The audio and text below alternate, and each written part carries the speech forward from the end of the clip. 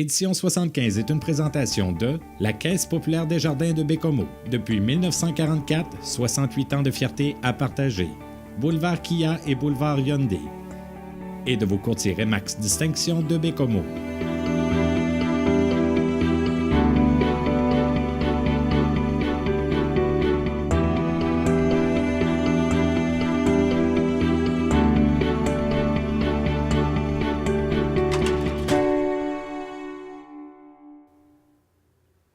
Bienvenue à cette 9e émission d'Édition 75 qui est enregistrée cette semaine dans le local L'Atelier du collectif De la Dérive. Au programme cette semaine, on vous parle de la capsule temporelle du 5e anniversaire du groupe Haïku de Bécomo, mais pour l'instant, on vous propose un reportage sur le club de gymnastique de Bécomo qui offrira son gala annuel les 26 et 27 mai prochains.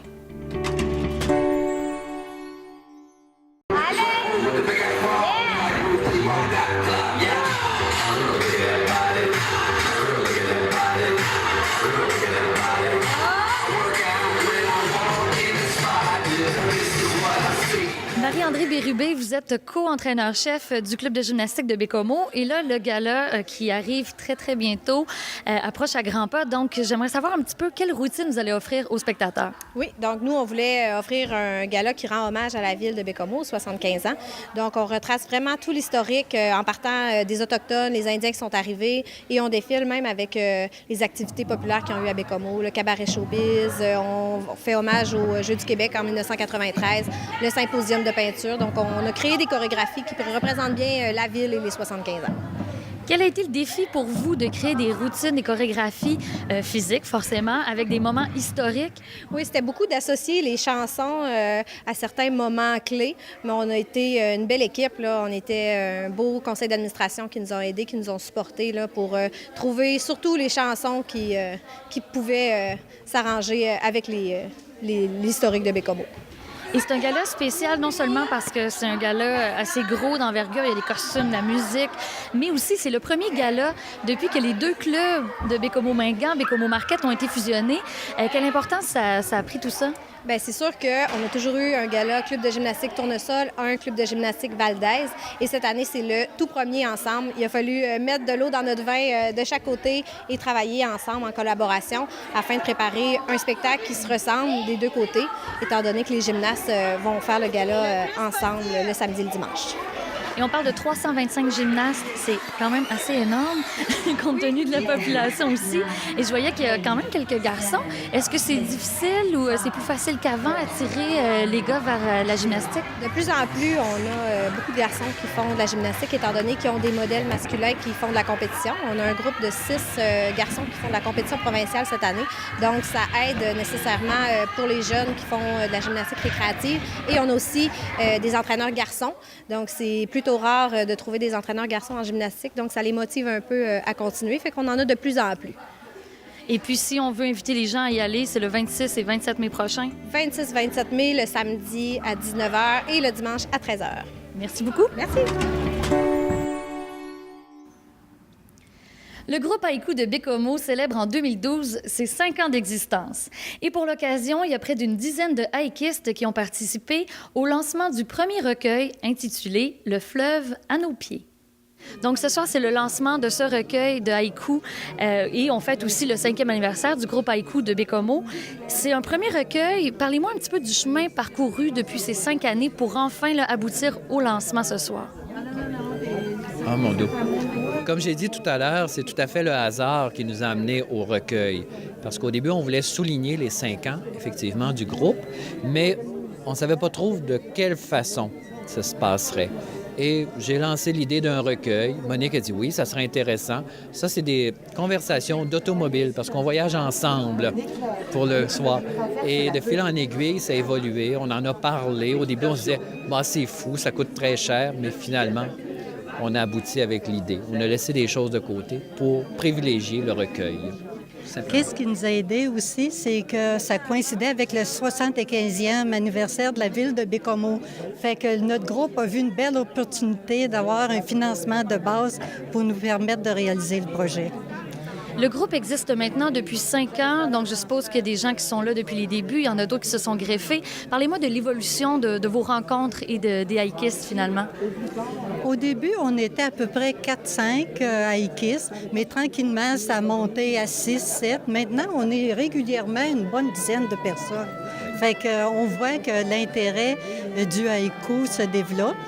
Puis on voit aussi que la formule qu'on a adoptée, dans le sens qu'on ne se prend pas trop au sérieux, on est là pour faire des jeux littéraires, on s'amuse, on aime le haïku. Je pense que cette formule-là plaît aux participants.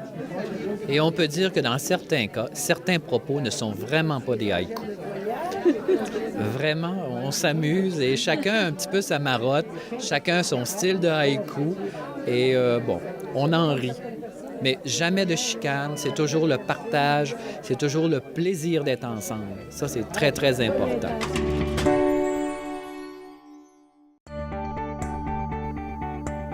Comment vous imaginez votre ville dans 50 ans? C'est la question qu'on a posée à plus de 200 élèves du primaire des écoles de Baie-Comeau.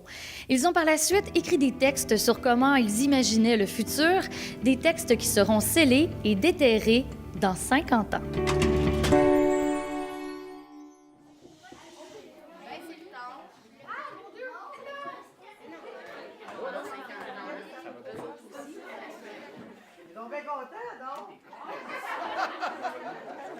Vos 28 élèves ont participé à ce projet de capsule temporelle. C'est quoi leur réaction quand vous leur avez proposé le projet? Ils étaient très enthousiastes et contents de pouvoir se projeter dans le futur, puis de pouvoir parler de leur ville, évidemment, aussi comment ils la voient dans 50 ans. Donc, les textes qu'ils ont écrits, qu'est-ce que ça a donné comme vision du futur, finalement? Mais ça a donné une belle vision, je dirais, beaucoup d'idées différentes. La plupart des enfants voient une grosse ville, plus que présentement. Plusieurs aussi voient une partie de la ville sous l'eau. Oui. Et certains voient même un jardin zoologique à la place du Parc des Pionniers maintenant. Là. Alors, il y a eu beaucoup d'idées, de belles idées. Une influence peut-être des films de science-fiction qui a joué en leur faveur? Peut-être. Et puis, parmi les idées aussi, en écrivant les textes, est-ce que vous avez trouvé que le sentiment de fierté, peut-être de participer à l'histoire de la ville de Baie-Comeau était présent? Oui, évidemment. La plupart ont même écrit dans leurs textes qu'ils pensaient être encore ici dans 50 ans. Des grandes maisons, une ville plutôt tranquille. Notre école a des murs en briques beige et de grandes fenêtres. Un immense parc de jeux, on s'amuse beaucoup. Il y a une grosse boule d'araignée avec plein de cordes. Il y a aussi 4 glissades et 3 terrains de ballons chasseurs. Et l'hiver, on joue au soccer. Dans 50 ans, je me vois archéologue avec 2 enfants, 2 voitures, une roulotte pour faire du camping et une grande maison. Alors, Noémie et Kevin, vous avez participé à ce projet de capsule temporelle. Vous avez écrit des textes qui seront lus et ouverts dans 50 ans. De quoi parlent vos textes exactement? Comment est le futur, comment on le perçoit, puis comment ça se passe présentement. Puis comment vous le voyez, vous, le futur dans 50 ans à Baie-Comeau? Pas mal moderne, là, on va dire. Une partie sous l'eau, là. Mais j'espère qu'il va y avoir encore de la neige, là. C'est assez moderne avec plein de gratte-ciel, là. Puis aussi, peut-être que ça va être une ville commerciale, là. Peut-être même gratte-ciel sous l'eau. Toute moderne, t'sais. Bonjour à toi, élève du futur. Je m'appelle Kevin Bourque, j'ai 12 ans et le nom de mon école est l'école Le Ventoux. J'ai une petite sœur de 7 ans qui s'appelle Ariane Bourque. Mon sport préféré est le kung-fu que je pratique depuis 1 an. Je suis ceinture blanche. Mes loisirs préférés sont le skidoo l'hiver et l'été, j'aime faire du camping et du vélo. Dans 50 ans, je me vois architecte. Je crois que je vais avoir une grosse maison, une piscine, 2 voitures, une motoneige, un 4 roues, un chalet, etc. À part les voitures, la motoneige, la maison, le bateau, je ne veux pas du luxe, mais je veux pas des affaires qui valent rien. Je pense que je vais avoir une blonde, 2 enfants et je vais habiter à Baie-Comeau. Peut-être que je vais être mariée. Je pense que je vais faire des voyages. Plus tard, je vois la ville de Baie-Comeau assez grande et moderne. Je pense que ça va être une ville commerciale et il y aura plus de 500 000 habitants. Une partie de la ville sera sous l'eau et l'autre sera sur la terre. Moi, je vois ça quand même assez technologique, avec beaucoup de gratte-ciel. Les maisons vont être plus grandes, les sports auront évolué. Et les jeunes, dans 50 ans, à votre âge, comment vous pensez qu'ils vont être? Comment ça va se dérouler pour eux? Juste l'ordi. L'ordi? Nous autres, là, déjà, on est une génération quand même, on n'est pas décollable des jeux vidéo. Mais je pense que ça va rien qu'être sur l'ordi, mais qu'ils vont quand même, il va en avoir une couple qui vont faire du sport pareil. Là. Mais je pense qu'ils vont plus être indécollables que nous autres. Moi, je pense que ça va être encore les mêmes jeunes que nous, sauf que peut-être un petit peu plus, va peut-être bien plus être sur la technologie. C'est déjà tout pour l'émission d'aujourd'hui. Je vous invite à consulter le site internet fierdecélébrer.ca pour prendre connaissance de toutes les activités qui sont offertes cette fin de semaine dans le cadre du 2e Wow. Et quant à moi, je vous donne rendez-vous dans 2 semaines, vendredi à 13h30.